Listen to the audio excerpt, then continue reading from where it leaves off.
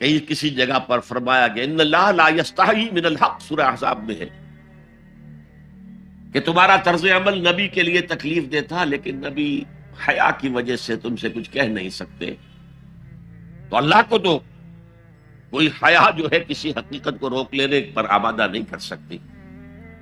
تو یہاں اللہ صاف فرما رہا اشکر لی ولے والدین، پہلا شکر میرا ہے، خالق میں ہوں، والدین کے دل میں شفقت میں نے ڈالی ہے، مقدم شکر میرا ہوگا. ولے والدین، مخلوق میں سب سے زیادہ شکر والدین کے، اور یہ قرآن میں 5 جگہ آیا. وَقَضَىٰ رَبُّكَ أَلَّا تَعْبُدُوا إِلَّا إِيَّاهُ وَبِالْوَالِدَيْنِ إِحْسَانًا، سورہ بنی اسرائیل، سورہ بقرہ میں ہے، سورہ نساء میں ہے. ان اشکر لی ولوالدیک الی المصیر، لوٹنا تو میری طرف ہے، میں حساب لے لوں گا کہ تم نے میرا بھی شکر ادا کیا تھا یا نہیں، اور اپنے والدین کا بھی شکر ادا کیا تھا یا نہیں. اب دیکھیے 2 چیزیں آئیں، ایک شکر اللہ کا اور اس کا تقاضا شرک نہ ہو، ایک شکر والدین کا. اگر یہ دونوں چیزیں ٹکرا جائیں، کس قدر منطقی ربط ہے قرآن مجید کی آیات. والدین حکم دے رہے ہیں شرک کرو، کیا کریں؟ آپ کے علم میں ہوگا حضرت سعد ابن ابی وقاص رضی اللہ تعالی عنہ 10 مبشرہ میں نوجوان تھے، ایز اے ٹین ایجر ایمان لائے ہیں حضور پر. باپ کو فوت ہوئے عرصہ ہو گیا تھا، ماں نے بڑی محبت سے، مال بہت چھوڑ گیا تھا باپ، ناز و نام میں پالا. اب سعد ایمان لے آئے حضور پر. والدہ نے کہا تم نے اپنے باپ کے دین کو چھوڑ دیا، میں جان دے دوں گی اگر تم اس سے واپس نہ آئے، اور اپنے مشرکانہ عقائد کو تم نے دوبارہ اختیار نہ کیا، مرن برت رکھ لیا. اب کیا بیت رہی ہوگی، کس قدر سلیم الفطرت نوجوان تھا سعد، جو نوجوانی میں حضور پر ایمان لایا. لیکن فطرت کے اندر جو چیز مضمر تھی، والدین کا ادب، اللہ جسے اپنی طرف منسوب کر رہا ہے وہ فطرت ہے.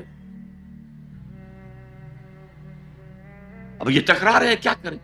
آیت نازل ہوئی، اور یہ آیت سورہ عنکبوت میں بھی ہے، جیسا کہ میں نے بیان کیا کہ نہیں، یہاں اگر وہ تمہیں مجبور کرے، جاہداکا کا لفظ بھی یہاں پہ نوٹ کیجئے، اگر تم سے جہاد کرے.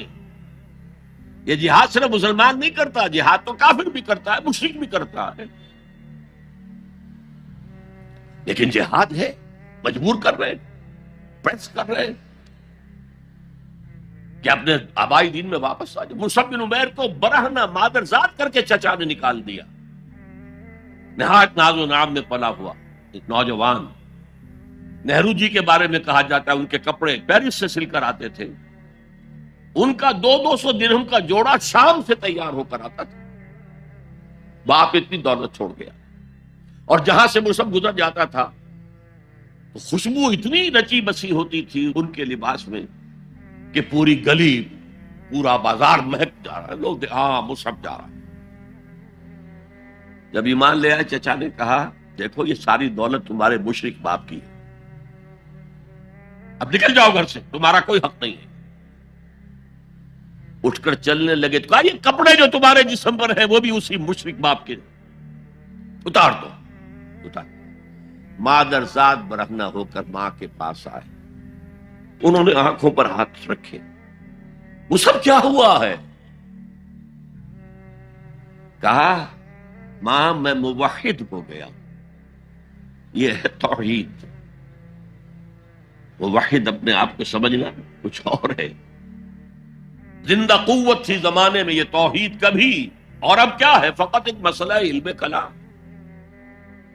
وَإِن جَاهَدَاكَ عَلَىٰ أَن تُشْرِكَ بِي مَا لَيْسَ لَكَ بِهِ عِلْمٌ فَلَا تُطِعْهُمَا. اچھا یہ 2 انداز آتے ہیں شرک کے بارے میں. مَا لَيْسَ لَكَ بِهِ علم، تمہارے پاس کوئی علم نہیں ہے ان ہستیوں کے بارے میں جن کے بارے میں کہا جاتا ہے کہ وہ خدا کی شریک ہے. عقل جو ہے یہ عقل انسانی تسلیم نہیں کرتی کہ ایک ہی ارادہ ہے، ایک ہی اسکیم ہے، ایک ہی حکمت ہے، ایک ہی پلان ہے جو پوری کائنات کو اپنے احاطے میں لیے ہوئے. یا کہا جاتا ہے ما لم ينزل به سلطانا، کسی ایسی ہستی کو شریک نہ کرو جس کے لیے اللہ نے کوئی سند نہیں اتاری. اللہ اگر کہتا میرے ساتھ یہ بھی شریک ہے تو ٹھیک ہے، ہم اللہ کو سجدہ کرتے ہیں، اس کو بھی کر دیتے.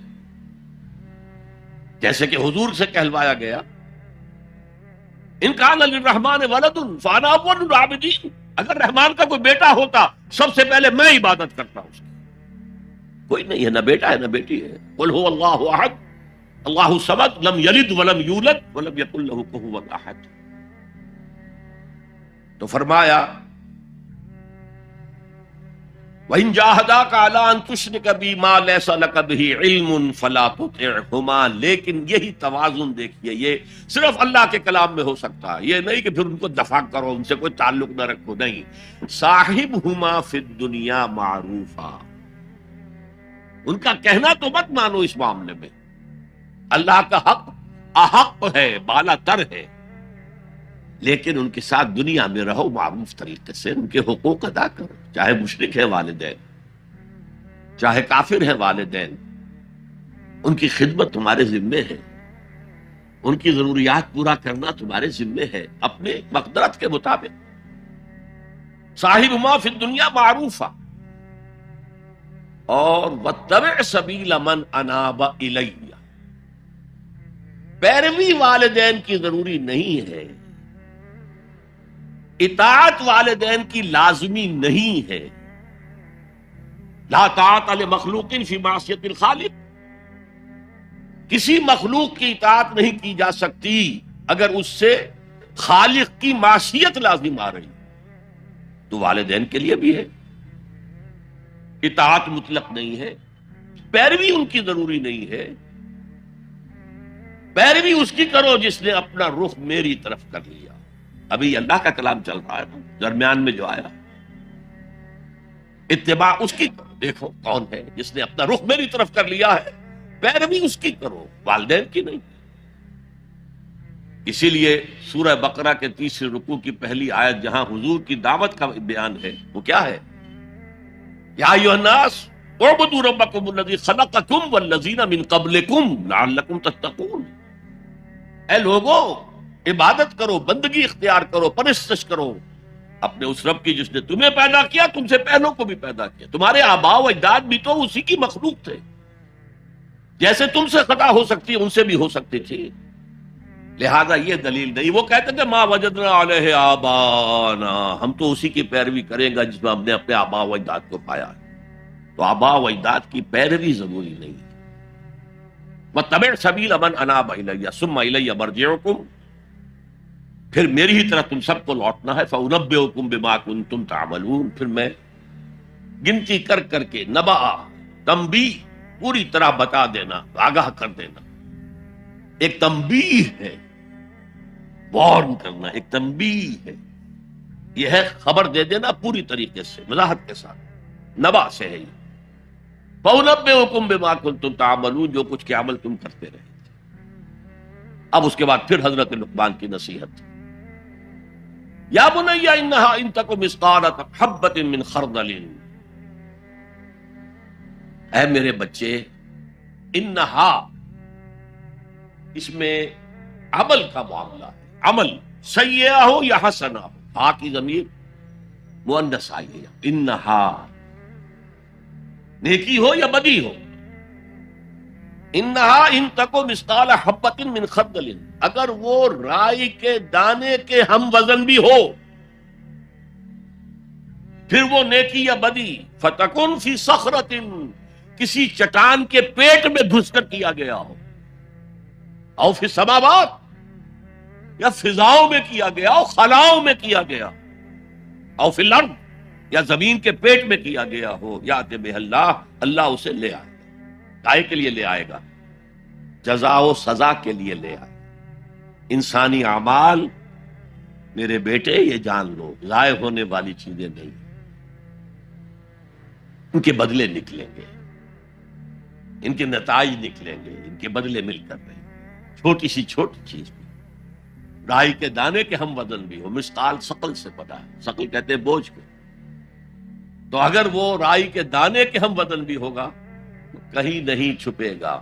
اسی لیے آیا نا فمن يعمل مثقال ذرة خيرا يره ومن يعمل مثقال ذرة شرا يره. کسی نے اگر ذرے کے ہم وزن نیکی کی ہوگی وہ بھی اپنے سامنے پائے گا، اور ذرے کے ہم وزن کوئی بدی کی ہوگی وہ بھی سامنے پائے گا. ان اللہ لطیف خبیر، یقیناً اللہ تعالی لطیف ہے، باریک بین ہے، اور خبیر ہے، باخبر ہے، ہر شے سے باخبر. لا یخفی علیہ شیء فی الارض ولا فی السماء، کوئی شے اس پر مخفی نہیں ہے، نہ زمین کی نہ آسمانوں کی. تیسری نصیحت، یا بنی اقم الصلاۃ وامر بالمعروف وانہی عن المنکر واصبر علی ما اصابک. اے میرے بچے، نماز قائم رکھ. اب نماز سے مراد کون سی نماز ہے؟ آپ اس سے اپنی نماز نہ سمجھیے. ہم سے پہلے بنی اسرائیل کے اندر کچھ اور نماز کی شکل تھی، ہمیں کچھ اور نماز کی شکل دی گئی ہے، ہمیں نماز کے اوقات اور دیے گئے، ان کے کچھ اور تھے. لیکن کیا شے مشترک؟ اللہ کے ساتھ ایک لو لگانے کی شکل، اللہ کے ساتھ تجدید عہد کرتے رہنا، اللہ تعالی کے ساتھ ایک تعلق قلبی اور ایک ربط ذہنی برقرار رکھنے کا کوئی نظام ہونا چاہیے. وہ ستون مانو اسے، الصلاۃ عماد الدین. تو نماز قائم رکھ، میں نے ترجمہ رکھ کیا ہے، کر نہیں. ظاہر بات ہے کہ لقمان بھی نماز پڑھتے ہوں گے، جو بھی نماز تھی ان کی، اور یقیناً ان کا بیٹا بھی پڑھتا ہوگا. اس لیے یہاں نماز قائم کر کی بجائے بہتر ترجمہ ہے نماز قائم رکھ. وامر بالمعروف ونہی عن المنکر. اب پھر فطرت کا معاملہ آ گیا. فطرت انسانی واقف ہے کہ یہ شر ہے، یہ خیر ہے. جسے میں نے اس سے پہلے کہا ہے کئی مرتبہ، بیسک ہیومن موریلٹی، جو پوری انسانیت کی میراث ہے، ہر مذہب میں وہی ہے. اسی کی بنیاد پر کچھ لوگ ڈیولپ کرتے ہیں فلسفہ وحدت ادیان، لیکن وہ بات درست نہیں ہے.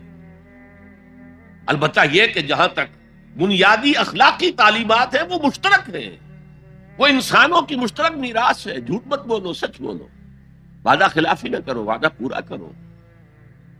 راہ میں کوئی بھٹک رہا ہو تو راستہ دکھاؤ، کوئی اندھا ہے تو انگلی پکڑ کر اسے سڑک پار کرا دو. یہ فطرت انسانی ہے. اس پہلو سے معروف کا لفظ آیا، نیکی کا لفظ ہی نہیں آیا یہاں. جانی پہچانی شے.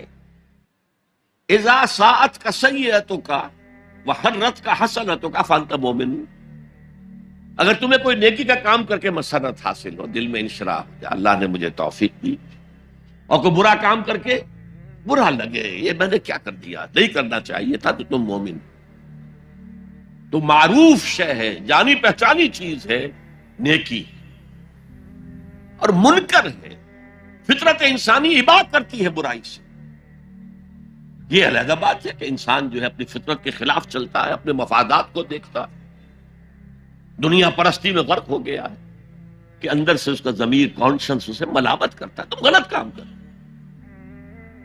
پھر آیا بر میں ہم دیکھ سکے وہ اپنے آپ کو سیٹسفائی کرنے کے لیے کہتا ہے میں فلاں فلاں نیکی کا کام بھی تو کر رہا ہوں، تو اتنا مضطرب کیوں ہے؟ تو یہ سارا معاملہ معروف منکر. یا بنی اقم الصلاۃ وامر بالمعروف وانہی عن المنکر. اے میرے بچے، نماز قائم رکھیو. انتقال کے وقت کی یہ وصیت ہے، اور نیکی کا حکم دیتا رہے، معروف شے کا پرچار کریو. یہ وہی مضمون آ گیا سورۃ العصر کا، والعصر ان الانسان لفی خسر الا الذین آمنوا وعملوا الصالحات وتواصوا بالحق وتواصوا بالصبر.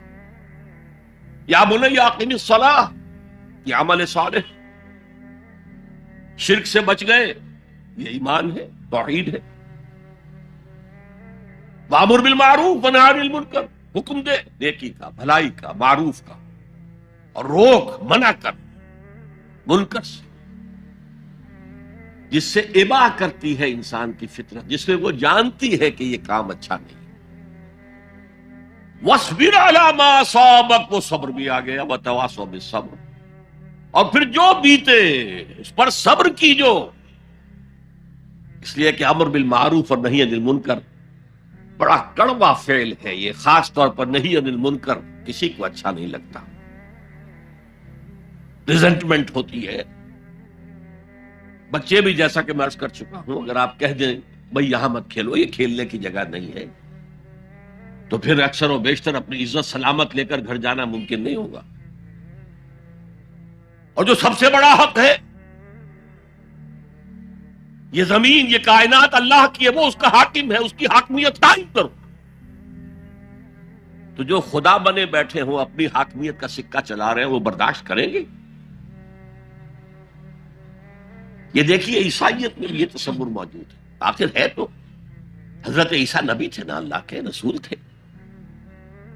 ان کی جو سورہ فاتحہ ہے، جیسے ہماری نماز کی کوئی رکعت نہیں ہو سکتی سورہ فاتحہ کے بغیر، اسی طرح لارڈز پریئر ہے ان کی، جو سورہ فاتحہ کی جگہ ہے، اور اس میں یہ جملہ Thy kingdom come, Thy will be done on earth as it is in heavens۔ اے رب تیری حکومت آئے، تیری سلطنت آئے، جسے آسمانی بادشاہت بھی کہا گیا۔ اے رب تیری بادشاہی آئے، Thy kingdom come, Thy will be done on earth، تیری مرضی زمین پر بھی اسی طرح پوری ہو، as it is in heavens، جیسے آسمانوں میں پوری ہو رہی ہے۔ پوری کائنات تو تیرے حکم کے آگے سر بسجود ہے۔ دنیا میں تیرے خلاف بغاوت ہو گئی، اے رب تیری حکومت یہاں بھی قائم ہو جائے، یہاں بھی تیری مرضی کے مطابق معاملات ہیں۔ اب اس میں ظاہر بات ہے ریزنٹمنٹ ہوگا، جو خدائی کا تخت جمائے بیٹھے ہوں، جن کے ویسٹڈ انٹرسٹ ہوں، جو اس معاشرے میں پریولیج کلاسز ہوں، وہ کبھی گوارا نہیں کریں گے۔ تو یہ معمولی سی ریزنٹمنٹ کے ساتھ ساتھ بڑے سے بڑے ٹارچرز آئیں گے، سزائیں دی جائیں گی، مارا جائے گا، قتل کیا جائے گا، جیلوں میں بھرا جائے گا، لیکن فرمایا وَاصْبِرْ عَلَىٰ مَا أَصَابَكَ، جو بھی پڑے تم پر پھر جھیلو اور برداشت کرو۔ إِنَّ ذَلِكَ مِنْ عَزْمِ الْأُمُورِ، یہ بڑے عظیمت کے کاموں میں سے ہے، بڑے عزم اور ہمت کی ضرورت ہے، اس کے لیے بڑی قوی قوت ارادی کی ضرورت ہے،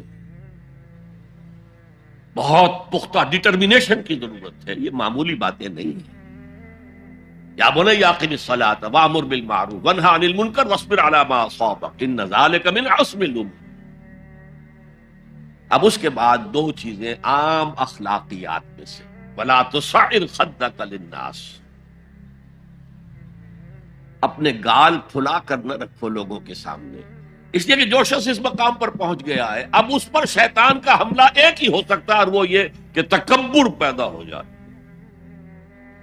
دوسرے انسانوں کو وہ حقارت سے دیکھے، یہ کن گندگیوں میں پڑے ہوئے ہیں، یہ نالی کے کیڑے ہیں، نفرت پیدا ہو جائے، تکبر پیدا ہو جائے۔ سعر جو ہے ایک بیماری کا نام تھا، جو کہ گردن میں اونٹ کے ہوتی تھی، جس میں اونٹ ٹیڑھی ہو جاتی تھی، تو یہ جسے آپ کہتے ہیں کج رخی، کج کولاہی، ٹوپی بھی کج رکھی ہوئی ہے، اور کوئی آپ سے بات کرتا ہے تو اس کی طرف منہ کر کے جواب نہیں دیتے، ایسے ہی جواب دے دیا۔ حضور کے بارے میں آتا ہے کہ کوئی بھی شخص اگر آپ سے بات کرتا تھا، آپ پورے اس کی طرف مڑ کر اس کی بات سنتے تھے، یہ نہیں کہ بے اعتنائی کے ساتھ بس بات سن لی نہیں۔ وَلَا تُصَعِّرْ خَدَّكَ لِلنَّاسِ وَلَا تَمْشِ فِي الْأَرْضِ مَرَحًا، اور زمین میں اترا کر نہ چلیو، اکڑ کر نہ چلیو۔ ان اللہ لا يحب كل مختال فخور، یقیناً اللہ کو بالکل پسند نہیں ہے مختال بنا ہے خیل سے، اختیال، گھوڑے کی چال میں ایک تمکنت ہوتی ہے، وہ تمکنت آپ اپنی چال میں اختیار کریں گے تو وہ آپ کے غرور ذہنی کا انڈیکس ہو، اندر کا غرور ظاہر ہوگا کہ اس چال سے، گھوڑے کی تمکنت والی چال، ولا تمشی فی الارض مرحا ان اللہ لا یحب کل مختال فخور، فخر کرنے والا، علم پر فخر ہو رہا ہے، تقوی پر فخر ہو رہا ہے، مال پر فخر ہو رہا ہے، اپنے سوشل سٹیٹس پر فخر ہو رہا ہے، اللہ کو پسند نہیں۔ وقصد فی مشیک، اپنی چال میں میانہ روی اختیار کرو، نہ بہت تیز نہ بہت آہستہ، لیکن یہ اصل میں مراد ہے پوری زندگی میں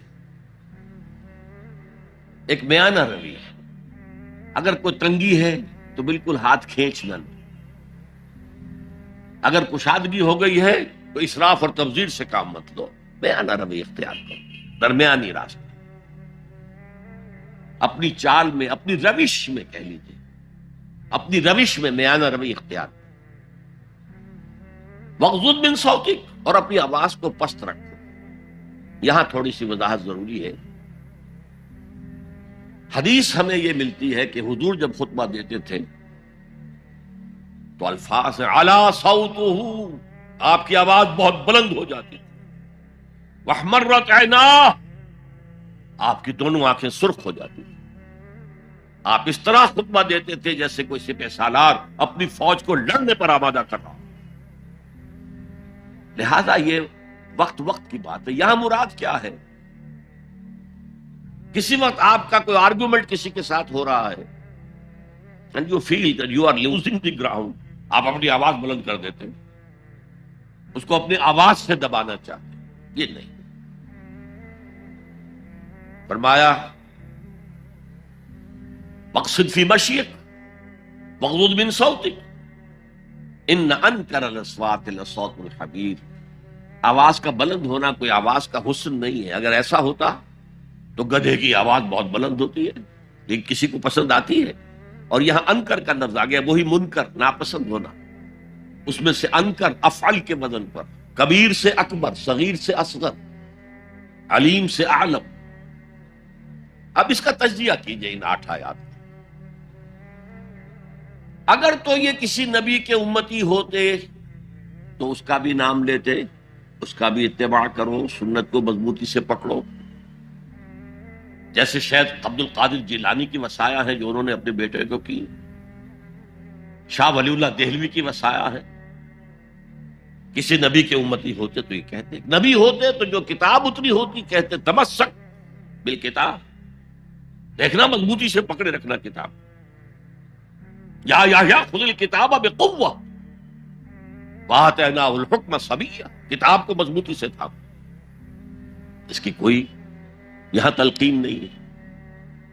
اچھا، جزائے اعمال کے بارے میں تو کہا اعمال ضائع نہیں ہوں گے، انسانی اعمال نیکی کے ہوں بدی کے ہوں، ان کا نتیجہ نکل کر رہے گا، لیکن یوم قیامہ، آخرت، وزن اعمال، جنت، دوزخ، جو امور صرف نبی کے ذریعے معلوم ہو سکتے ہیں ان میں سے کسی ایک کا بھی ذکر نہیں۔ لہذا نہ وہ کسی نبی کے امتی تھے نہ خود نبی تھے، صرف فطرت، عقل سلیم، فطرت سلیمہ کی روشنی میں جہاں تک انسان پہنچ سکتا ہے اس کو یہاں بیان کر دیا۔ اب نوٹ کیجئے ایک نقطہ، سورہ فاتحہ جو ہماری نماز کا جزو لازم، اس میں یہی بات آپ کو ملے گی۔ ایسا شخص ہے جو پڑھ رہا ہے الحمدللہ، وہ کہہ رہا ہے حمد، الحمدللہ رب العالمین، کل شکر، کل ثنا اللہ کے لیے ہے جو تمام جہانوں کا رب ہے، الرحمن الرحیم، مالک یوم الدین، ایاک نعبد و ایاک نستعین۔ اب اہدنا الصراط المستقیم جو کہہ رہا ہے وہ کاہے کے لیے کہہ رہا ہے؟ یہ کس شخص کو ریپرزینٹ کیا جا رہا ہے؟ کون ہے یہ؟ کس کی دعا یہاں نقل کی جا رہی ہے؟ یہاں قل بھی نہیں ہے، ورنہ آخر میں قل اعوذ برب الفلق، قل اعوذ برب الناس، وقل رب زدنی علما، یہاں تو نہیں ہے۔ اور یہ پورے قرآن مجید کی ام الکتاب، الفاتحہ، الشافیہ، الکافیہ، ام الکتاب، اس کا اصل مخاطب نوٹ کیجئے، قرآن مجید کا اصل مخاطب وہ سلیم الفطرت اور سلیم العقل انسان، جن کے اندر نیکی بدی کا شعور بھی موجود ہو، جو نیکی کی راہ پر چلنا چاہیں اور بدی سے بچنا چاہیں، وہ جو یہاں آیا، پھر وہ اللہ سے عہد کر کے اللہ تیری ہی بندگی کریں گے، پرستش کریں گے، تیرا شکر کا حق یہی ہے کہ تیری بندگی کریں، تیرا ہر حکم مانیں۔ البتہ یہ کام بہت مشکل ہے، زندگی کے ہر معاملے میں تیرا حکم ماننا آسان نہیں، لہذا تجھ ہی سے مدد چاہتے ہیں، ایاک نعبد و ایاک نستعین۔ جیسے کہ حضور ہر نماز کے بعد دعاؤں جو مانگتے تھے ان میں سے اللہم اعنی علی ذکرک و شکرک و حسن عبادتک، اے اللہ میری مدد فرما کہ میں تیرا ذکر کر سکوں، تیرا شکر ادا کر سکوں، کما حقک، جیسا کہ تیرا حق ہے، اور حسن عبادت کا حق ادا کر سکوں۔ اب وہ ہدایت جو مانگی جا رہی ہے وہ انفرادی بھی معاملات ایسے ہوتے ہیں کہ جن میں انسان گھبرا جاتا ہے کہ یہ نیکی ہے یا بدی ہے۔ حضور نے فرمایا الحلال بین الحرام بین وبینہما مشتبہات، یہ جو درمیان میں آدمی کھڑا ہو جاتا ہے ٹھٹک کر، اور پھر سب سے بڑھ کر نظام اجتماعی، اس تک عقل رہنمائی نہیں کر سکتی۔ عقل انسانی مجبور ہے کہ گھٹنے ٹیک کر اللہ سے دعا کرے اہدنا الصراط المستقیم۔ یہ تین ڈائمنشنز ہیں عورت اور مرد کے درمیان، توازن، حقوق اور فرائض کا، سرمایہ اور محنت کے درمیان توازن، اور جو بھی حکام وقت ہوں اور عوام ان کے درمیان توازن، یہ انسان کے لیے ممکن نہیں۔ یہاں انسان مجبور محض ہے کہ ہاتھ جوڑ کر دعا کرے۔ اور دیکھیے اسی کا ثبوت کیا ہے، جب اس اہدنا الصراط المستقیم کا جواب شروع ہوا ہے، یہ تو سوال تھا نا، سائل بن کر ہم نے کہا، اور اب سورہ بقرہ سے جواب شروع ہو رہا ہے۔ دیکھو یہ ہدایت کی کتاب ہم تمہیں دے رہے ہیں، الف لام میم، ذالک الکتاب لا ریب فیہ ھدی للمتقین، یہ ہدایت ہے صرف ان کے لیے جو بچنا چاہتے ہیں، جسے کانٹ نے کہا ہے مورل لا ود ان۔ اس نے کہا کہ وجود ہستی کے دو دلیلیں ہیں سب سے بڑی، the starry heavens above and the moral law within. ہمارے اندر مورل لا ہے، یہ اچھا ہے یہ برا ہے، یہ خیر ہے یہ شر ہے، یہ مورل لا ہے اندر۔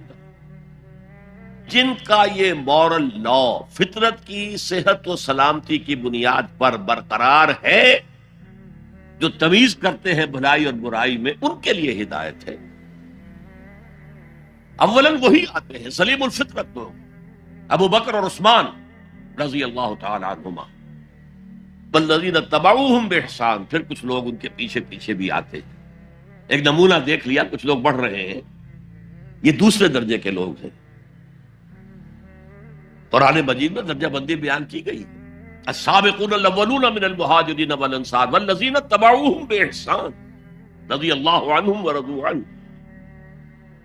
تو یہ سابقون الاولون جو ہیں وہ سلیم الفطرت، وہ سلیم العقل انسان ہیں، جو ان چیزوں تک پہنچ چکے ہیں، البتہ ابھی یقین کی دولت جو ہے حاصل نہیں ہوئی۔ اور یہی نقشہ کھینچا گیا ہے حضور کا، وَوَجَدَكَ ضَالًّا فَهَدَىٰ۔ ضال کا ترجمہ جو ہے گمراہ بھی کر دیا جاتا ہے، ضال اسے بھی کہتے ہیں کہ کوئی شخص کسی کے عشق میں دیوانہ ہو جائے، اور ضال وہ بھی ہے جو ابھی حق کی تلاش میں سرگرداں ہے۔ تو جو غور و فکر غار حرا میں ہو رہا تھا، حدیث میں آتا ہے تحنسو یتحنسو فی، جا کر آپ وہاں عبادت کرتے تھے، تو وہ عبادت کیا تھی؟ کان صفت تعبدہ فی غار حرا التفکر والاعتبار، غار ہرا میں آپ کی عبادت کی صفت کیا تھی؟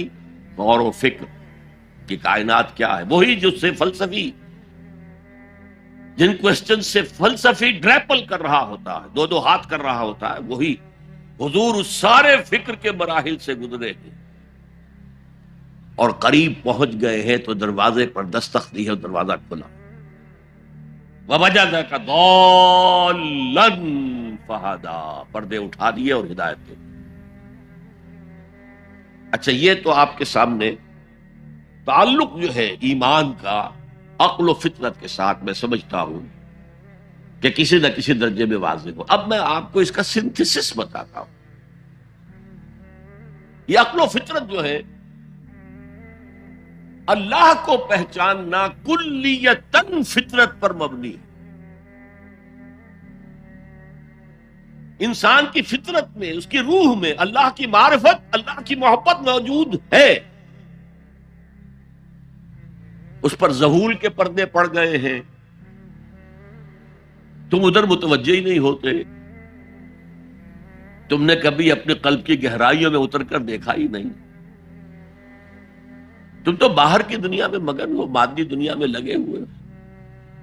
کچھ تو بقول شاہ ولی اللہ وہ حیوانیت کی سطح پر آ جاتے ہیں بیچارے. صبح سے شام تک کی کمر توڑ دینے والی محنت کے بعد بھی ان کی بنیادی ضرورتیں زندگی کی پوری نہیں ہوتی. وہ کیا کسی سے لو لگائیں گے، کیا خدا کو یاد کریں گے. کاد الفقر ان یکون کفرا، یہ فقر اور احتیاج اور مفلسی تو انسان کو کفر تک پہنچا دیتا. حضور کی حدیث.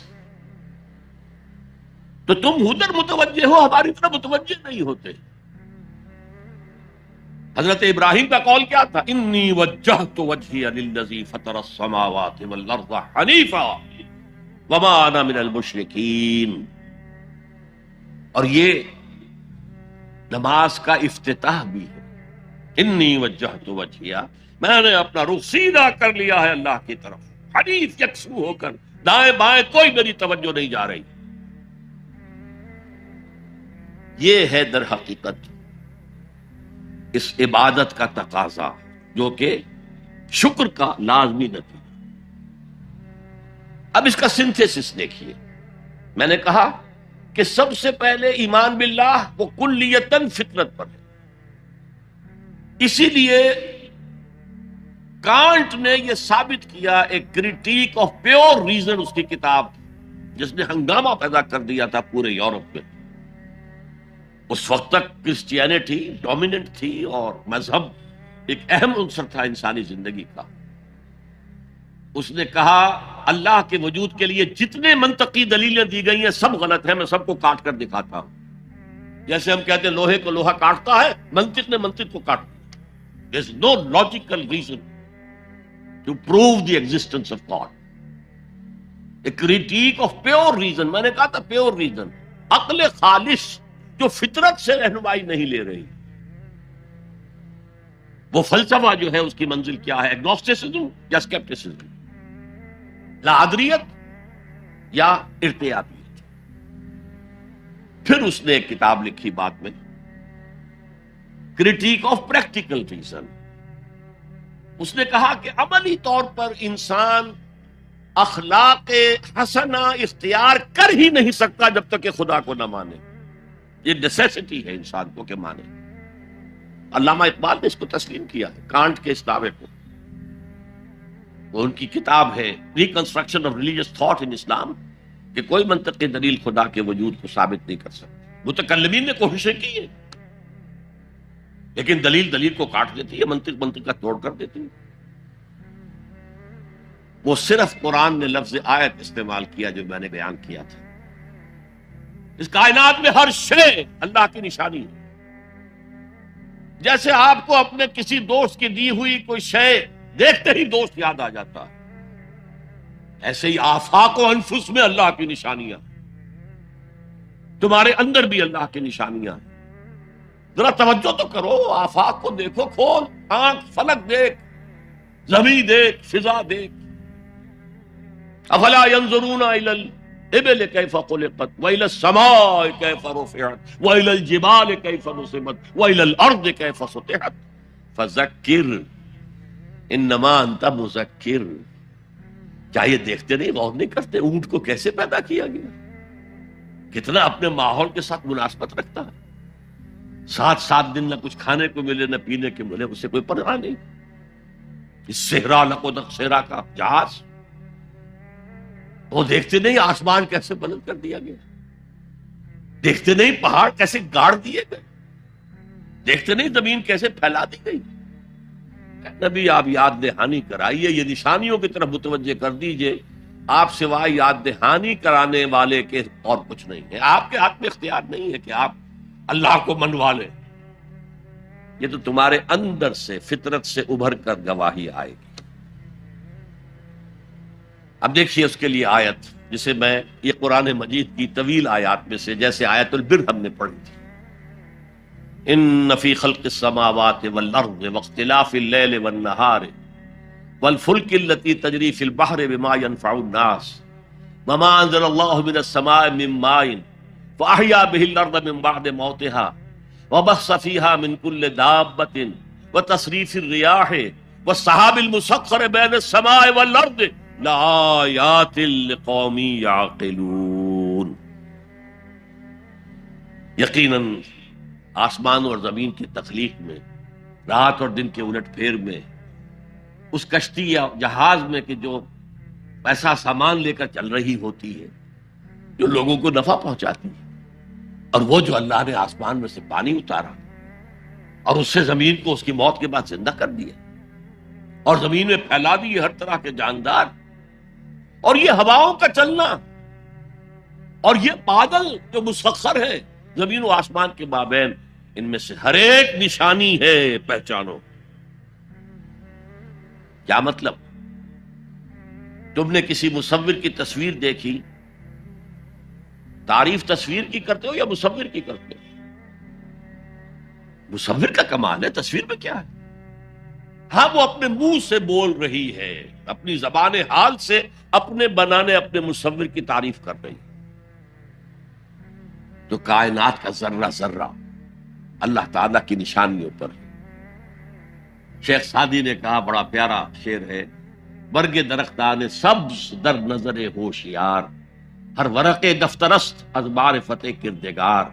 یہ جو سبز درختوں کے پتے ہیں، ایک نگاہ ہوشیار جو کہ ان کی حقیقت کو پہچان سکے، اس کے نزدیک ہر پتا معرفت کردگار کا ایک بہت بڑا دفتر. اور آج ہمیں معلوم ہے ہر پتا ایک فیکٹری ہے، فوٹو سنتھسس کا عمل اس میں ہو رہا ہے، سورج کی انرجی کو جذب کیا جا رہا ہے. برگ درختان سبز در نظر ہوشیار ہر ورق دفترست از معرفت کردگار. وہ جو آیت میں نے آپ کو سنائی اسے میں نے نام دیا ہے آیت الآیات. اتنی آفاقی آیات کسی اور آیت میں جمع نہیں کی گئی جتنا بڑا گلدستہ ہے.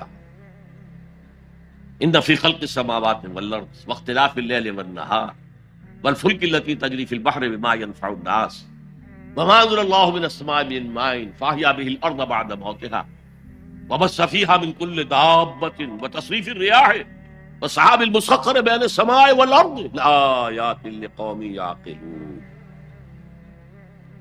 دوسری طرف تمہارے اندر بھی ہے، سنوریہم آیاتنا فی الآفاق وفی انفسہم. بے دل نے خوب کہا تھا، یہ چوٹی کے شعراء میں سے رہے ہندوستان کے، یہاں تک کہ غالب کو کہنا پڑا کہ طرز بے دل میں ریختہ لکھنا اسد اللہ خان قیامت ہے.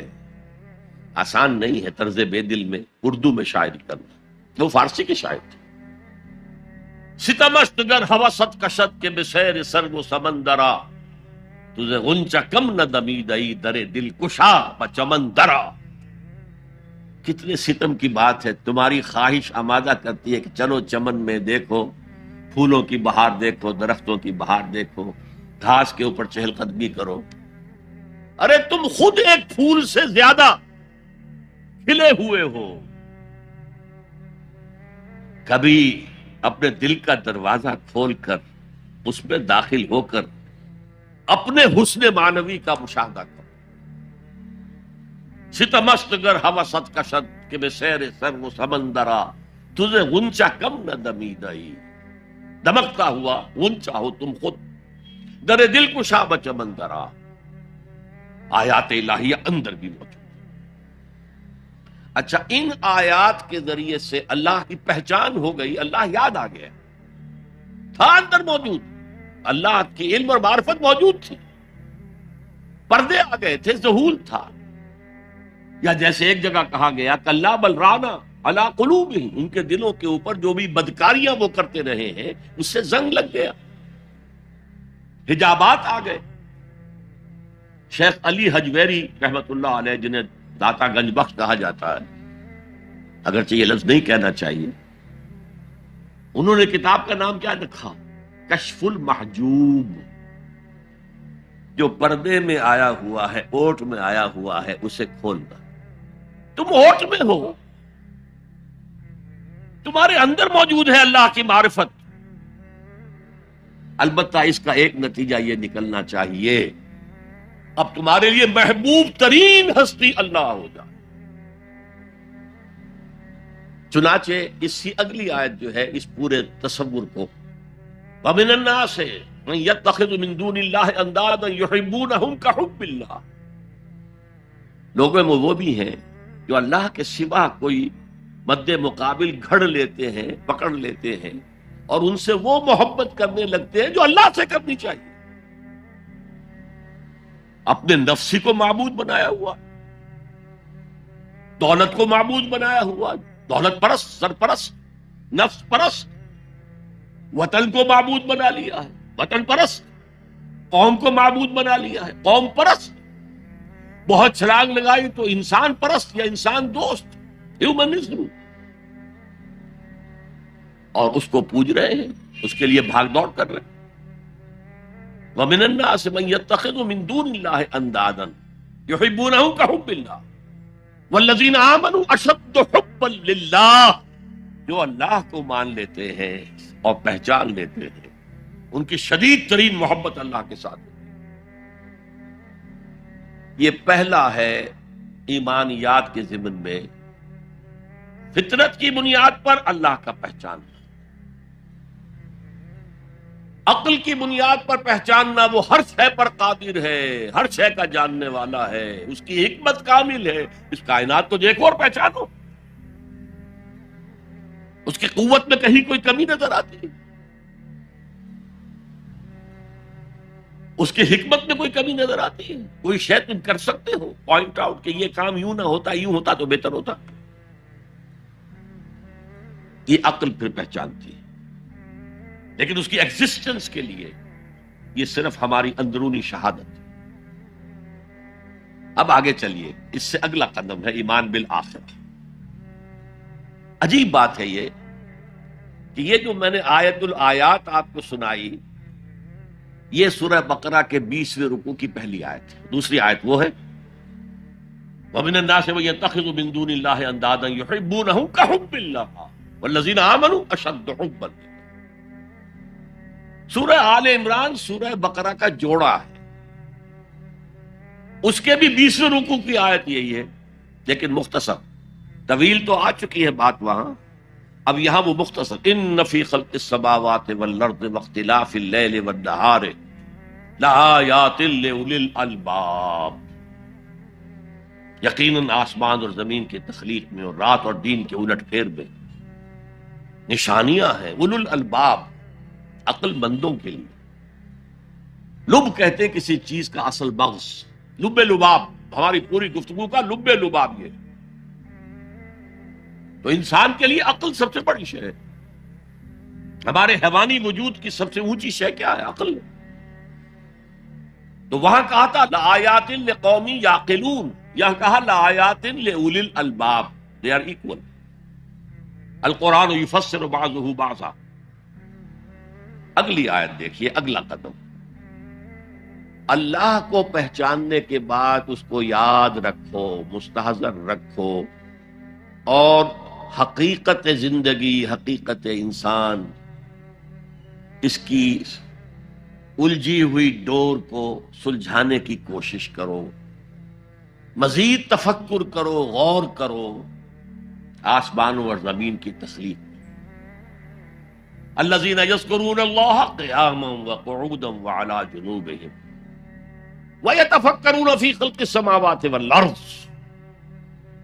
رَبَّنَا مَا خَلَقْتَ هَذَا بَاطِلًا۔ یہ عقل ہے۔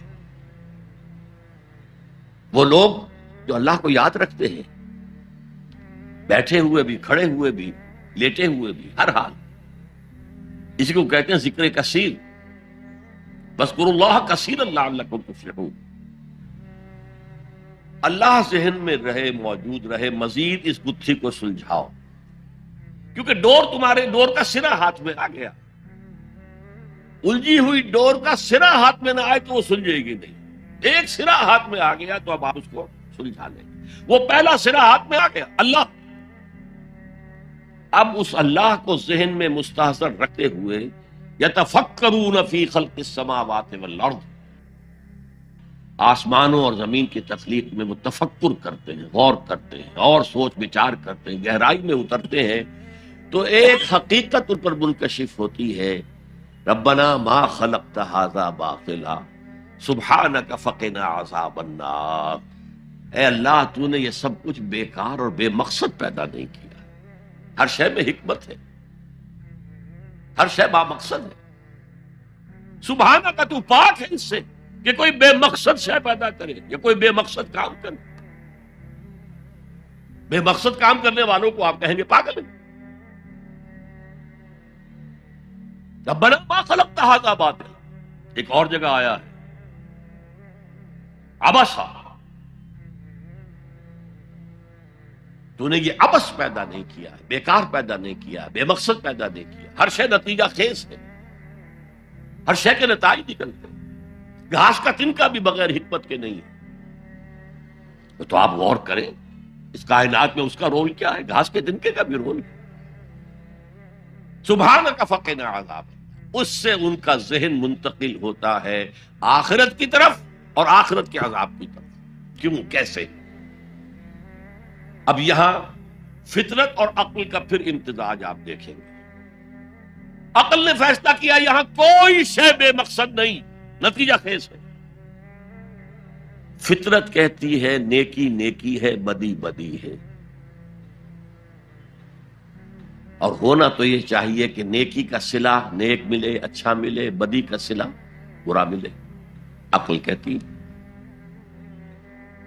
لیکن دنیا میں ہم دیکھتے ہیں کہ نیکوکار حلال کھانے والے بمشکل سوکھی روٹی کھا سکتے ہیں۔ استثناءات ہے لیکن عام معاملہ تو یہی۔ حرام خور، دھوکہ دینے والے، سودی کاروبار کرنے والے،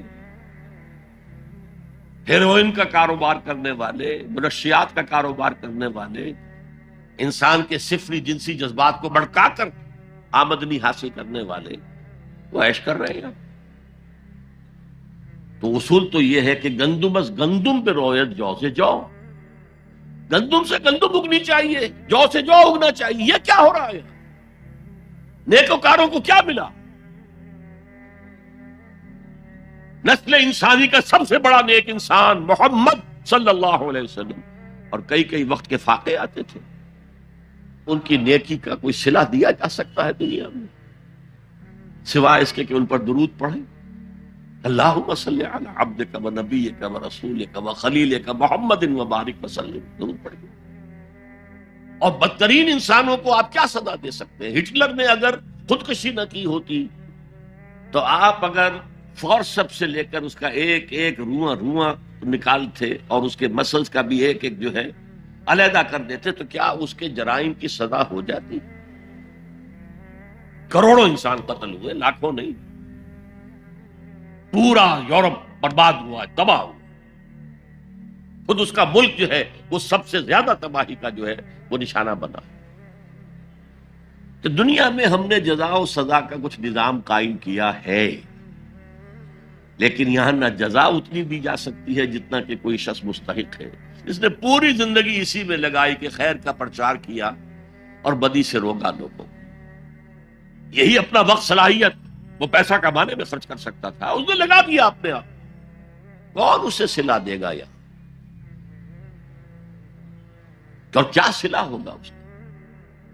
اور جن لوگوں نے لوگوں کو گمراہ کیا، شیطان کے چیلے بن گئے، ہزاروں لاکھوں انسانوں کو گمراہی کی طرف دھکیل دیا، ان کو یہاں کیا سزا دی جا سکتی؟ لہذا ثابت ہوا یہ دنیا نامکمل ہے۔ ایک دنیا، ایک عالم اور ہونا چاہیے، اور وہ ابدی ہونا چاہیے تاکہ پوری پوری بھرپور سزا ملے اور پورا پورا بھرپور اجر دیا جا سکے۔ یہ ہے منطق اور عقل کا تقاضا۔ خیر و شر یہ فطرت ہے، فطرت، خیر خیر ہے، شر شر ہے۔ آج کل کی دنیا میں تو کہہ دیا جاتا ہے نتھنگ از گڈ اور بیڈ، اونلی تھنکنگ میک سو۔ نہیں، نیکی نیکی ہے، بدی بدی ہے، اور انسان فطری طور پر جانتا ہے یہ نیکی ہے، یہ بدی ہے۔ یہ مورل لا ہے، میں نے کانٹ کا حوالہ دیا، دی مورل لا ود ان، ہمارے اندر ہے۔ اس کا تقاضا یہ ہے کہ نیکوکاروں کو ان کی نیکی کی جزا ملے، بدکاروں کو ان کی بدی کی سزا ملے۔ وہ یہاں پورا نہیں ہوتا۔ اول تو مجرم پکڑے ہی نہیں جاتے، پھر رشوتوں کے دھندے ہیں، چھوٹ جاتے ہیں، ججوں کو خرید لیا جا سکتا ہے، بڑا جو ماہر وکیل ہے وہ جتنے گواہ کھڑے ہیں اس مجرم کے خلاف ان سب کو کاٹ دیتا ہے جرح کر کے۔ فرض کیجئے یہ سارے مرحلے طے کر لیے، میں نے مثال دی تھی، ایک بوڑھا آدمی ہے جس نے جوان کو قتل کر دیا۔ آج کل کیا ہوتا ہے کہ انگلی کی حرکت ہی ہے نا، پسٹل سے شوٹ کر دیا۔ اب آپ نے فرض کیجئے سارے مراحل طے کر کے اسے پھانسی کی سزا دے دی، تو کیا سزا بنی اس کی؟ وہ زندگی گزار چکا، کھا پی چکا، اپنے بچوں کو پال پوس چکا، وہ بچے اپنی اپنی جگہ پر ہیں، اس کی بیوی بھی یا بوڑھی ہے یا مر چکی ہے، اور اس نوجوان کا جوان بیوی جو ہے وہ بیوہ ہوئی ہے، چھوٹے چھوٹے بچے یتیم، اور یہ بچے اب باپ کی شفقت اور باپ کی نگرانی سے سر پر سایہ نہیں رہا ہے باپ کا، اور ان کے آوارہ ہونے کا امکان بہت شدید ہے۔ وہ آوارہ ہوں گے تو کہاں کہاں تک ان کی آوارگی معاشرے کے اندر گندگی پھیلائے گی۔ انسان کے اعمال ایک وہ ہے جو وہ اپنی زندگی میں آگے بھیجتا ہے۔ میرے اور آپ کے اعمال جمع ہو رہے ہیں، کریڈٹ اور ڈیبٹ ہو رہا ہے، وہاں حساب کتاب ہو رہا ہے۔ ایک وہ اعمال کے اثرات ہیں جو ہم پیچھے چھوڑ کر جاتے ہیں، بما قدم واخر، وہ جو پیچھے اثرات ہیں۔ آج جو کوئی نماز پڑھ رہا ہے وہ حضور کے طفیل ہی پڑھ رہا ہے، جو روزہ رکھ رہا ہے وہ حضور کے طفیل ہی روزہ رکھ رہا ہے، حضور ہی نے سکھایا تھا۔ اسی لیے کہتے ہیں اللہم صلی علی محمد بعدد من صلی وصام، بارک علی محمد بعدد من قام، سجد و قام کہہ لیجئے، رکع و قام کہہ لیجئے۔ اے اللہ محمد پر درود بھیج ان سب کی تعداد کے حساب سے جو نماز پڑھ رہے ہیں، روزہ رکھ رہے ہیں، اس لیے کہ وہ محنتیں مشقتیں 23 برس کی تھیں جن کا یہ نتیجہ نکل رہا۔ تو یہ ہے ایمان باللہ سے ایمان بالآخرت تک فطرت اور عقل کی رہنمائی۔ الذین یذکرون اللہ قیاما وقعودا وعلی جنوبہم ویتفکرون فی خلق السماوات والارض ربنا ما خلقت هذا باطلا سبحانك فقنا عذاب النار ربنا انك من تدخل النار فقد اخزيته وما للظالمين من انصار۔ اے اللہ جن کو بھی تو جہنم میں داخل کر دے گا ان کو تو رسوا کر دے گا، وہ رسوا ہو جائے، اور ایسے ظالموں کا کوئی مددگار نہیں ہوگا، کوئی تیرے فیصلے کو بدلنے والا نہیں ہوگا، کوئی تیری احتساب کے راستے میں حائل ہونے والا نہیں ہوگا، کوئی تیرے محاسبے کے رخ کو موڑنے والا نہیں ہوگا، کوئی مددگار نہیں۔ اب غور کیجئے، جو شخص یہاں پہنچ گیا ہے عقل اور فطرت کی رہنمائی میں، اس کے کان میں آواز آئی، کوئی اللہ کا بندہ ہے جو کہہ رہا ہے ایمان لاؤ اپنے رب پر، والہانہ رجوع کرے گا کہ نہیں؟ دیکھنا تقریر کی لذت کہ جو اس نے کہا میں نے یہ جانا کہ یہی میرے دل میں تھا، اگلی آیت کیا ہے؟ ربنا اننا سمعنا منادیا ینادی للایمان، پروردگار ہم نے ایک منادی کرنے والے کی ندا سنی، وہ ایمان کی ندا لگا رہا تھا، ایمان کی صدا بلند کر رہا تھا، ان آمنوا بربکم، اپنے رب پر ایمان لاؤ، فآمنا۔ یہاں میں تھوڑا سا آپ کو بتا دوں کہ ایمان کے لفظی معنی کیا ہے اور ایمان کے اصطلاحی معنی کیا ہے۔ ایمان بنا ہے امن سے، امن یا امنو، اس کے معنی خود امن میں ہونا، آمنن یہ اس کا اسم فاعل ہے جو امن میں ہے۔ آمن یومنو یہ فعل متعدی ہے، کسی کو امن دینا، اور اس کا اسم فاعل ہے مؤمن، امن دینے والا، اور اللہ کا نام ہے المومن، وہ امن دینے والا ہے، پیس گیور، شانتی دینے والا، اطمینان دینے والا۔ اچھا، جیسے انگریزی میں ہے ورب کے بعد پروپوزیشن سے مفہوم بدلتا ہے، عربی میں بھی ہے، لیکن انگریزی اور عربی میں فرق یہ ہے کہ وہاں مفہوم اتنی دور چلا جاتا ہے کہ اس کا اصل روٹ سے کوئی تعلق نہیں رہتا۔ یہاں یہ نہیں ہے، یہاں درخت کی برانچنگ ہو جائے گی، شاخیں ہوں گی، لیکن جڑ سے جو اصل سے حرفی روٹ ہے، جو مادہ ہے امن، اس سے تعلق منقطع نہیں ہو۔ انگریزی میں ٹو گیو کے معنی کچھ اور ہے، ٹو گیو اپ، کوئی تعلق ہے گیو اپ اور گیو میں؟ ٹو گیو ان کوئی تعلق ہے گیو میں اور گیو ان میں؟ مفہوم بدل گیا کہ نہیں؟ تو گیو اپ کسی چیز کو دے دینا، چھوڑ دینا، دفع کرنا، کوئی جد و جہد تھی ترک کر دی، give up, give up. Give in کسی کے سامنے سر جھکا دینا، اطاعت قبول کرنا۔ عربی میں ایمان کے ساتھ اگر بے لگ جائے، با، عربی میں اسے با کہیں گے، یا لام لگ جائے، تو اس کے معنی ہے کسی کی تصدیق کرنا۔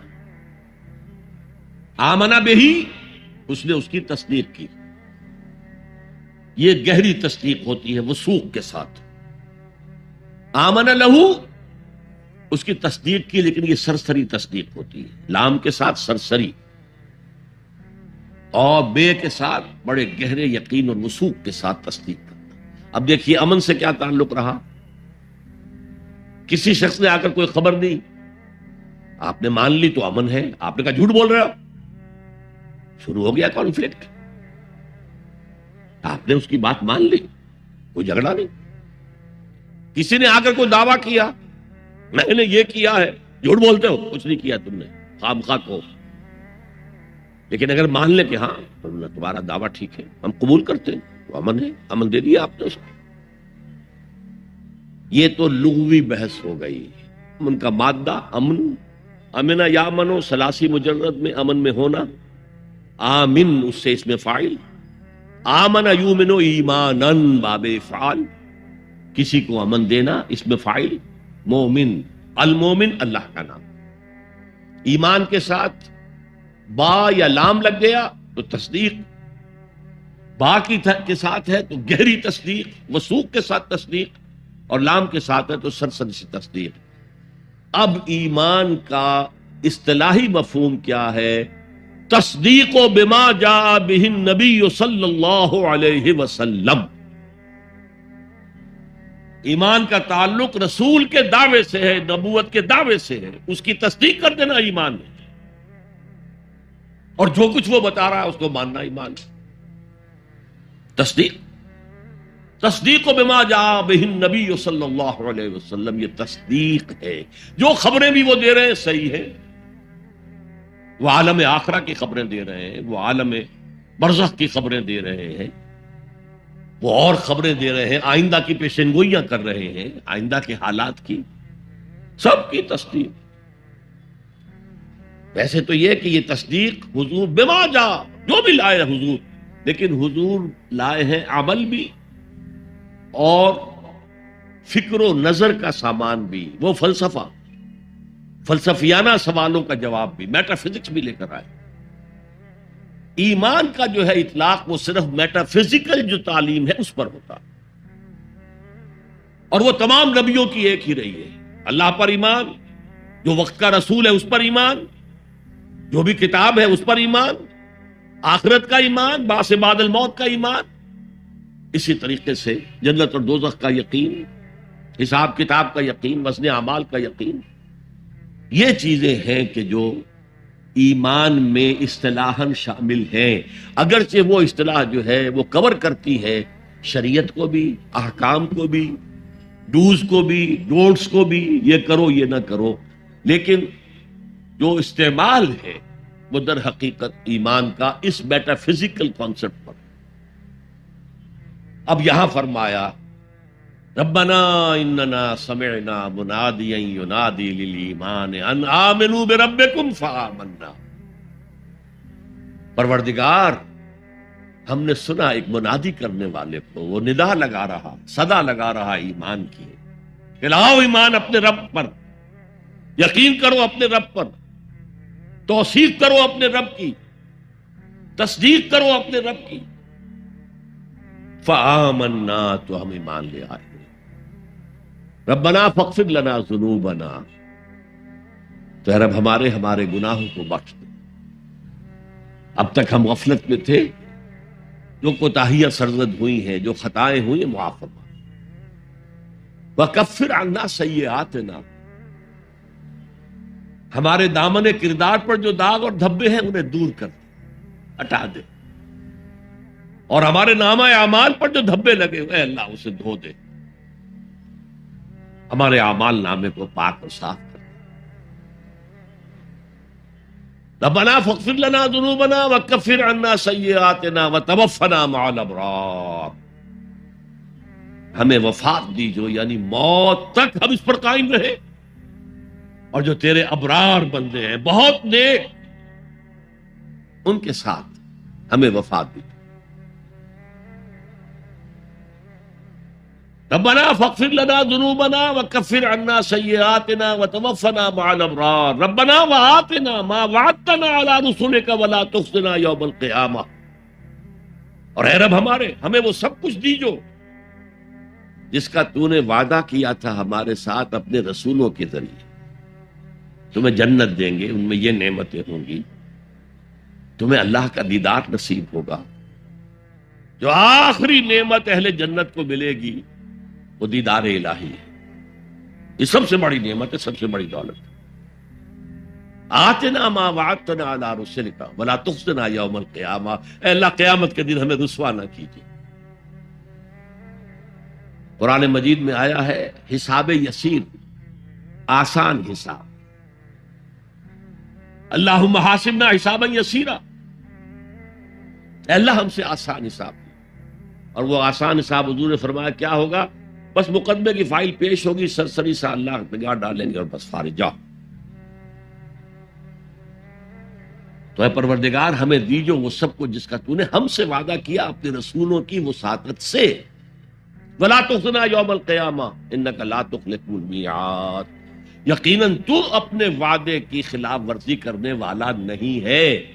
ہمیں اندیشہ ہے کہ ہم ان وعدوں کا مصداق بن سکیں گے کہ نہیں، تو اپنے وعدے کے خلاف کرنے والا نہیں ہے، لیکن یہ کہ ان وعدوں کا مصداق بننا، ان وعدوں کا مستحق قرار پانا جو ہے، ہمیں اگر شک ہے تو اس میں ہے، انک لا تخلف المیعاد، ہمیں کوئی اندیشہ نہیں ہے کہ تو اپنے وعدے سے پھر جائے۔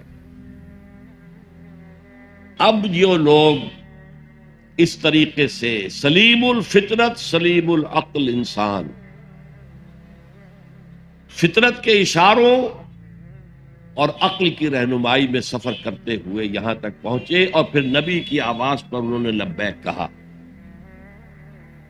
ان کی سیرت و کردار کا نمونہ کیا ہے؟ یہ لوگ وہ نہیں ہو سکتے جو ایمان لانے کے بعد گھروں میں بیٹھ رہے ہیں،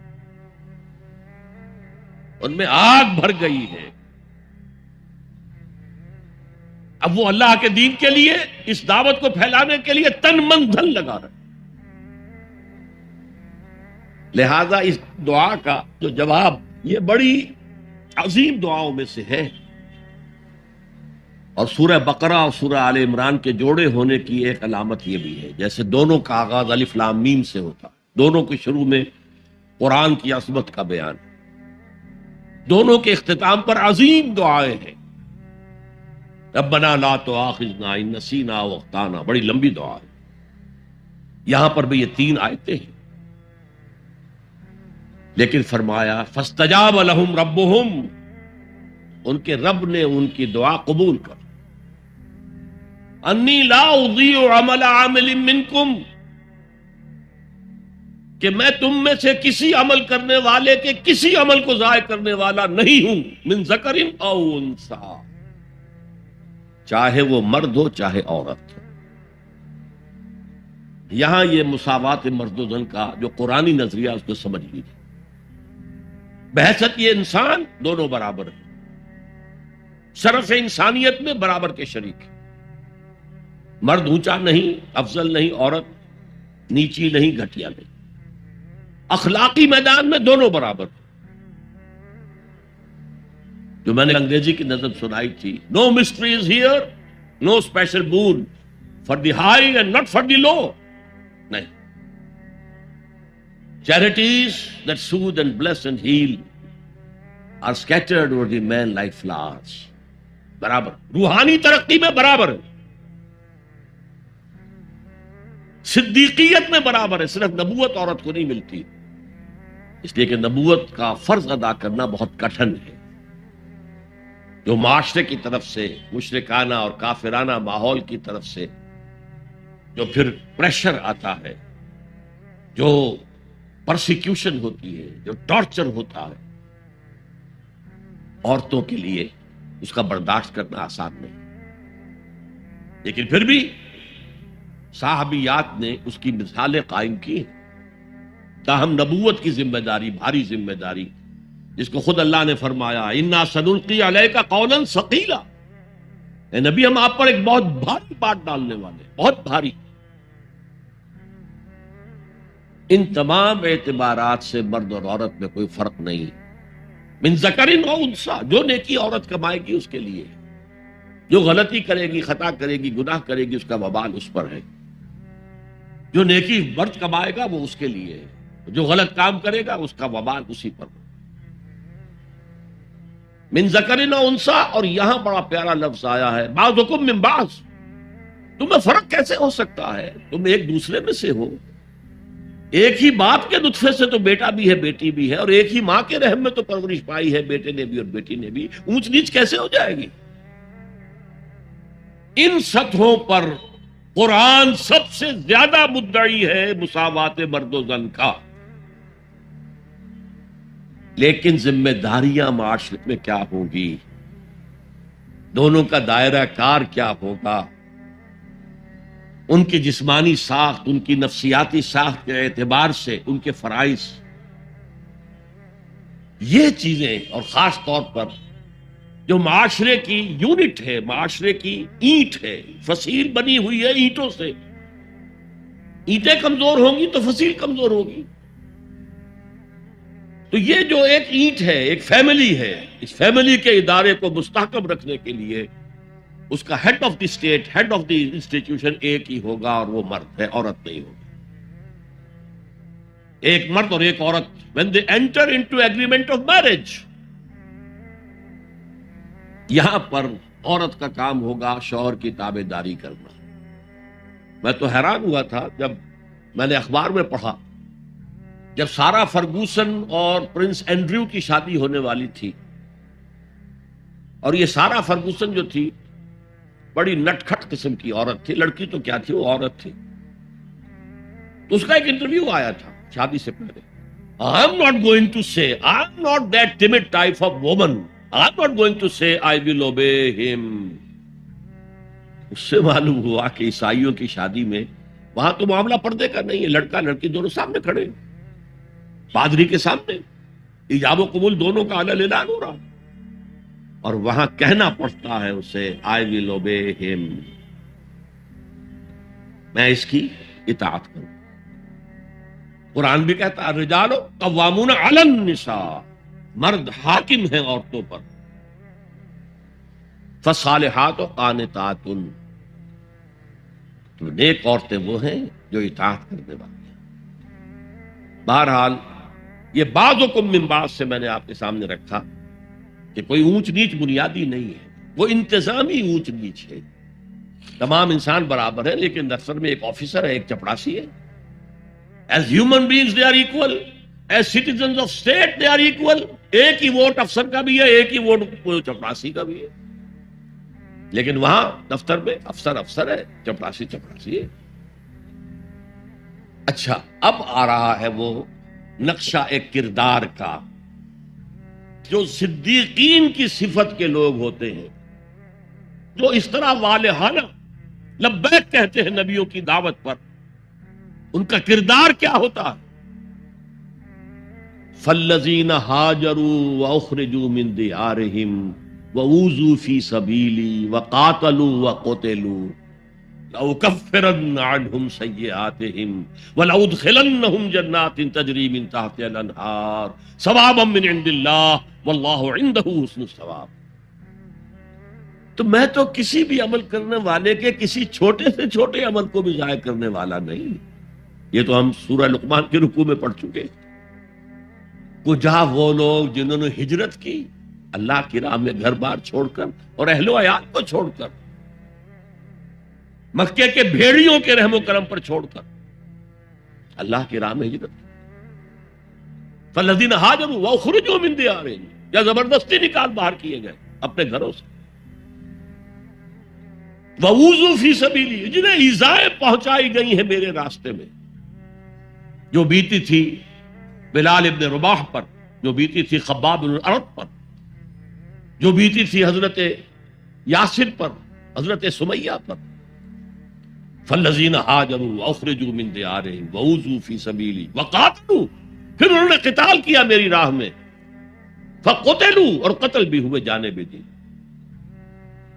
لَأُكَفِّرَنَّ عَنْهُمْ سَيِّئَاتِهِمْ، میں لازماً، یہ نون مشدد فعل مضارع کے آخر میں لَأَفْعَلَنَّ اور شروع میں لام زبر کے ساتھ، میں یہ ضرور کروں گا. لَأَقْتُلَنَّ، جو کہا تھا لَأَقْتُلَنَّكَ، یہ قابیل نے حابیل سے کہا میں تجھے لازماً قتل کر دوں. تو یہ انتہائی تاکید، لَأُكَفِّرَنَّ عَنْهُمْ سَيِّئَاتِهِمْ، میں لازماً ان سے ان کی برائیوں کو دور کر دوں گا. اور دونوں معنی ہوں گے. اگر ان کے کردار پر پچھلی زندگی کی وجہ سے کوئی داغ دھبے ہیں، کوئی عادتیں بری ہیں، میں صاف کر دوں گا، دھو کے ان کا دامن کردار سفید کر دوں. اور ان کے نامہ اعمال پر اگر کوئی دھبے لگے ہوئے ہیں، کوئی خطاؤں اور گناہوں کا کوئی داغ لگے ہوئے ہیں، انہیں بھی دھو دوں گا. لَأُكَفِّرَنَّ عَنْهُمْ سَيِّئَاتِهِمْ وَلَأُدْخِلَنَّهُمْ، اور لازماً داخل کروں گا ان سب کو جنات تجری من تحتہا الانہار، ان باغات میں جن کے نیچے ندیاں بہتی ہوں گی. ثوابا من عند اللہ واللہ عندہ حسن الثواب، اور یہ بدلہ ہوگا اللہ کے پاس سے، اور یقیناً اللہ ہی تو ہے جس کے پاس بہترین بدلہ ہے. تم اپنے آپ کو اولاد میں انویسٹ کر دیتے ہو، اپنی پوری جوانی کی قوتیں اولاد کی طرف صرف کر دیتے ہو. اولاد کتنی ایسی ہے جو والدین کی خدمت کرے پھر بڑھاپے میں کوئی بدلہ دے سکتی؟ ہاں، اللہ کے لیے جو کرو گے اس کا بدلہ محفوظ ہے. اور کسی کے لیے جو بھی کچھ کرو، انگلستان کی ہسٹری میں آتا ہے کہ ایک وزیر تھا بادشاہ کا، اور وہ بڑا خزانے کو بھرنے کے لیے کسی کو سادہ کرو، تم بڑے بخیل معلوم ہوتے ہو، تمہارے پاس بہت پیسہ ہوگا، دو بادشاہ کے لیے اتنے پیسے نکالو. اور کسی کو دیکھا ذرا اچھے لباس میں اور جاہو حشمت میں، تمہارے پاس بڑی دولتیں نکالو، خزانہ بھر دیے. بڑھاپے میں وہی بادشاہ جو ہے اس نے اسے جیل میں ڈالا. تو اس نے کہا had I served God as I served the king، اگر میں نے خدا کی وہ خدمت کی ہوتی جو میں نے بادشاہ کی ہے، تو وہ مجھے میرے اس بڑھاپے کی عمر میں اس طرح ذلیل و خوار نہ کر. کون بدلہ دے گا؟ واللہ عندہ، یہ بھی حسر کا اسلوب ہے کہ زید عالم ہے، اور بھی ہو سکتے زید ہی عالم ہے، باقی نہیں ہے. واللہ عندہ، یقیناً صرف اللہ کے پاس ہے حسن ثواب، اچھا بدلہ، بھرپور بدلہ، پورا کا پورا بدلہ، وہ صرف اللہ کے پاس ہے. تو یہ ہے ایمان کا تعلق عقل اور فطرت کے ساتھ. اور پھر جو اس قسم کے لوگ ہوتے، یہ سب لوگوں کا معاملہ نہیں ہے، یہ سابقون الاولون کا معاملہ، یہ صدیقین کا معاملہ ہے. باقی جو ان کی پیروی کرتے ہیں، ان کو دیکھ کر ان میں تو ہمت اتنی ہوتی ہے، ہر چباد آباد اب جو ہو جائے. میں کشتی دریا میں ڈال چکا، لیکن اب یہ چلے گی، تیرے گی تو ہم تیریں گے، ڈوبے گی تو ڈوبیں گے. یہ کردار.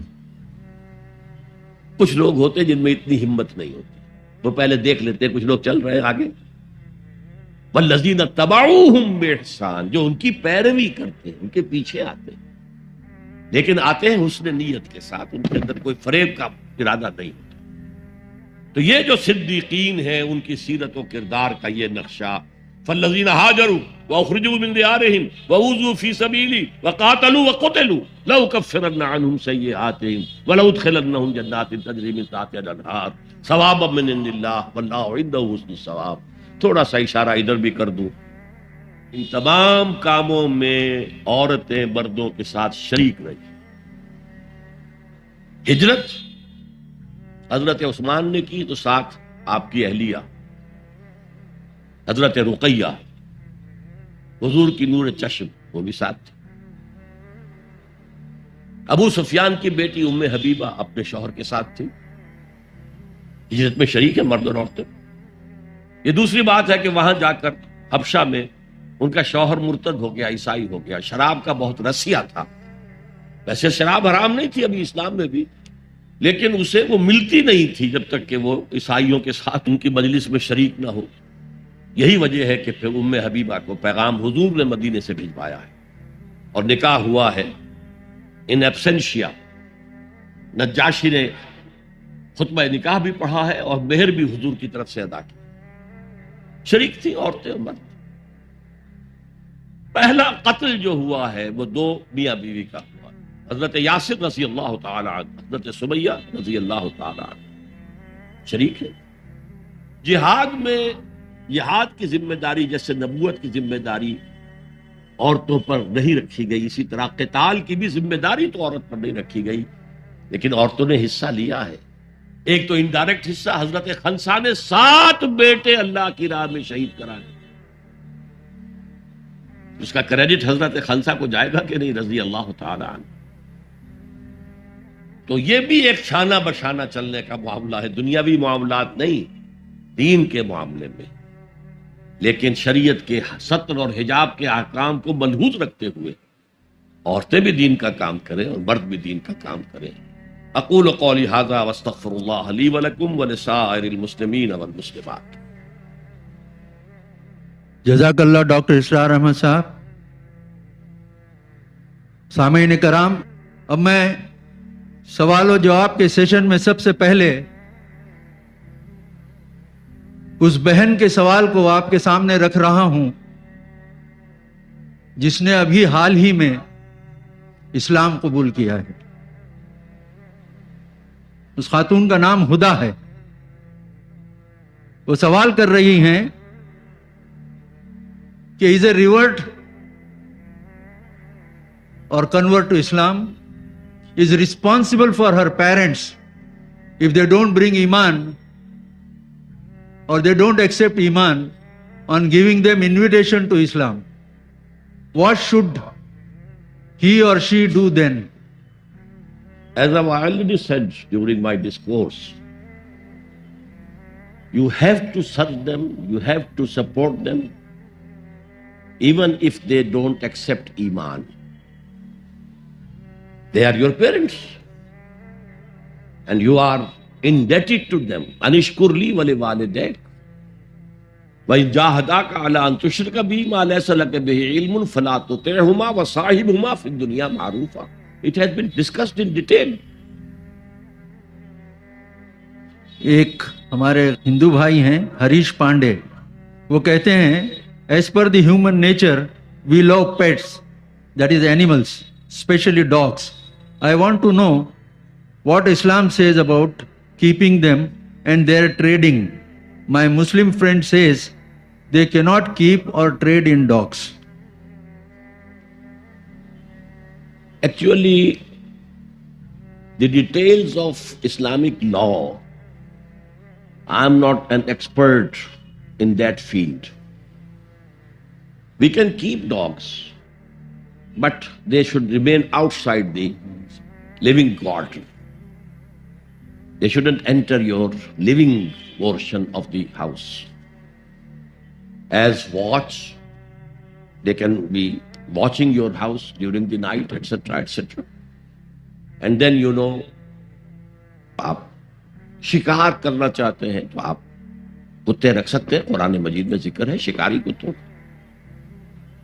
اور جہاں تک ٹریڈنگ کا معاملہ ہے، as far as trading is concerned, I'm not sure. So I plead ignorance about that.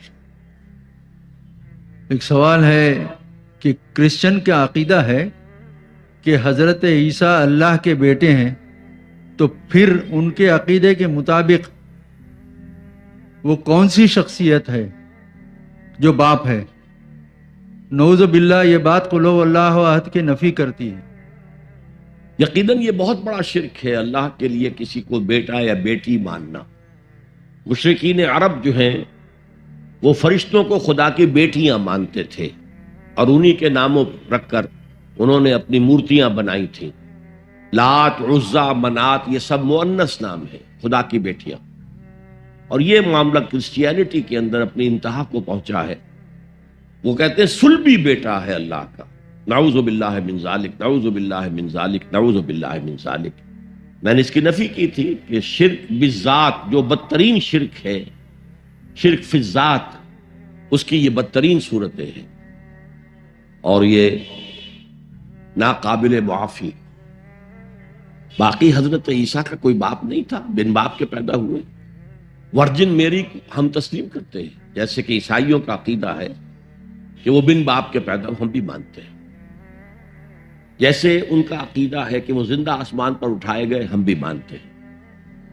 فرق کیا ہے؟ وہ سمجھتے ہیں کہ وہ سولی چڑھے، وہاں مرے، پھر دوبارہ زندہ ہوئے، پھر اٹھائے گئے. ہم کہتے ہیں نہیں، وہ سولی چڑھے ہی نہیں. وما قتلوہ وما صلبوہ ولکن شبہ لہم.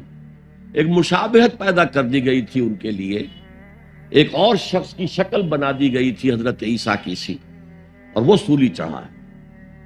اور یہ انجیل برنباس جو ہے، جو ویسے عیسائی اسے کینونیکل تسلیم نہیں کرتے، مستند نہیں مانتے، اپوکریفل کہلاتے ہیں. انجیلیں اور ہیں، ان میں سے ایک ایونجیلیم برنباس کی انجیل ہے. اس میں یہ بات واضح کی گئی کہ حضرت عیسیٰ کے حواریوں میں سے جس نے غداری کی تھی اور مخبری کر کے پکڑوانے کی کوشش کی تھی، اس کی شکل بدل دی گئی تھی اور وہ سولی چڑھا. باقی سیکنڈ کمنگ آف جیسس عیسائی بھی مانتے ہیں، ہم بھی مانتے ہیں. تو اس اعتبار سے